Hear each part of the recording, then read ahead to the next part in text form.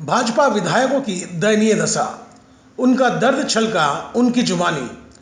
पत्रकार परिषद कर हकीकत किए बयान, उनकी दशा देख यूं कहना गलत नहीं होगा, बिना नाखून के शेर।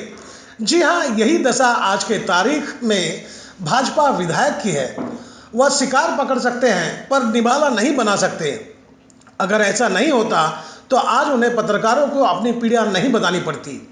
विधायकों का कहना था, जितनी आपकी शक्ति है उतनी हमारी, हमें पत्रकारों का सहयोग चाहिए। नवी मुंबई उरण और पनवेल के विधायक यानी कि जनप्रतिनिधि की कितनी दयनीय दशा हो गई है, यह उनकी जुबानी सुनने को मिली। पनवेल के विधायक प्रशांत ठाकुर और उरण के विधायक महेश बाल्दी को आज पत्रकारों के समक्ष यह कहना पड़ गया कि हमारी ना सरकार सुन रही है ना पुलिस। प्रशांत ठाकुर का कहना था, महाअघाड़ी सरकार घोटालेबाजों को संरक्षण दे रही है, जिसकी वजह यह है कि 1 महीना पहले एफआईआर होने के बाद भी किसी आरोपी को पनवेल पुलिस थाने के अधिकारी गिरफ्तार करने में दिलचस्पी नहीं दिखाई। इसका मतलब यह है कि कहीं ना कहीं ऊपरी दबाव पुलिस पर है, जिसकी वजह से 514 करोड़ रुपए हजम किए आरोपियों के गिरबान तक पुलिस के हाथ नहीं पहुंच रहे हैं।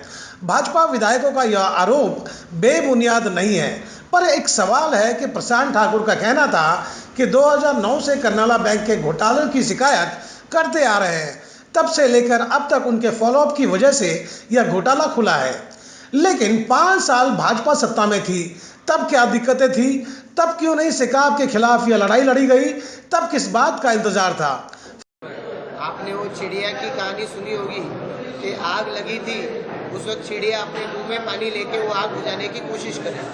पूछा क्यों, तो उस चिड़िया ने कहा कि कल आग लगाने वालों की लिस्ट में मेरा नाम न हो, कम से कम आग बुझाने के लिए प्रयास करने वालों में नाम होना चाहिए। तो सर, हम विधायक होने के नाते हम विधायक होने के नाते प्रयास करें। 512 करोड़ का भ्रष्टाचार है, कोई छोटा मोटा है नहीं, वरना लोगों को राहत देने की हम अपनी ओर से कोशिश करते हैं। पर जो आज हमारी कानून व्यवस्था है, उस कानून व्यवस्था पर भरोसा रख के हमने अपनी ओर से प्रयास किए।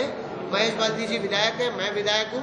हम अपनी ओर से इसके मामले में पुलिस के पास फॉलोअप कर रहे हैं, आरबीआई के पास फॉलोअप कर रहे हैं, कोऑपरेटिव डिपार्टमेंट के पास फॉलोअप कर रहे हैं। आपको जानकारी होगी कि सितंबर महीने से हम फॉलोअप कर रहे हैं, तभी जाकर आज इसमें पुलिस केस दायर हुई है, तभी जाकर आज बैंक के ऊपर एडमिनिस्ट्रेटर आया हुआ है, और हम लोग बराबर से इसका फॉलोअप कर रहे हैं। पुलिस ऐसा नहीं कि कुछ भी काम नहीं कर रही है, पुलिस भी काम कर रही है।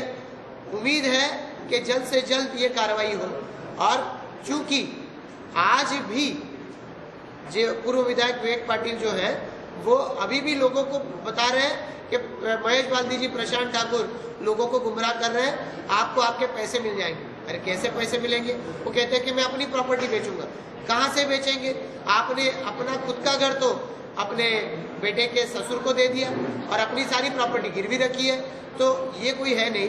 पर इनकी ये जो माइंड साइकोलॉजी है कि हम कुछ भी दबा लेंगे, इसके खिलाफ हमारी लड़ाई है, और इस लड़ाई में हम जीतेंगे, जनता जीतेगी। सर, एक चीज दिल्ली में देखने को मिला कि अरविंद केजरीवाल ने नरेंद्र मोदी को कहीं ना कहीं झुका दिया।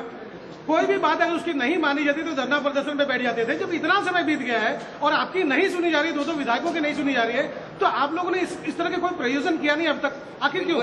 आपको पहली बात बता दूं कि केजरीवाल जी ने नरेंद्र मोदी जी को झुकाया नहीं है। नरेंद्र मोदी जी अपना काम केंद्रीय लेवल पे कर रहे हैं। राज्य के, दिल्ली के राज्य बहुत छोटा इलाका है, 6 विधानसभा के क्षेत्र है, उस एरिया में वो काम कर रहे हैं। और पूरे लोकसभा में 303 MP खाली बीजेपी के है, एनडीए के 350 से ऊपर चुन के आए। ठीक है, एक अपनी ओर से दबाव बनने की रणनीति होती है, इसमें हमने भी काम किया। फिलहाल हकीकत यही है कि बैंक डूब का शिकार बन गई है।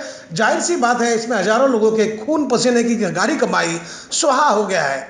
पर जनता के परेशानी में भी अगर राजनेता राजनीतिक रोटी सेके तो यह समझ आता है कि इसके पीछे की राजनीति क्या हो सकती है।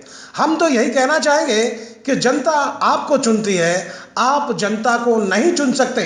उनकी भी व्यवस्था सुने, उनका हल निकाले, नहीं तो जनता सब जानती है कब कौन सा बटन दबाना है।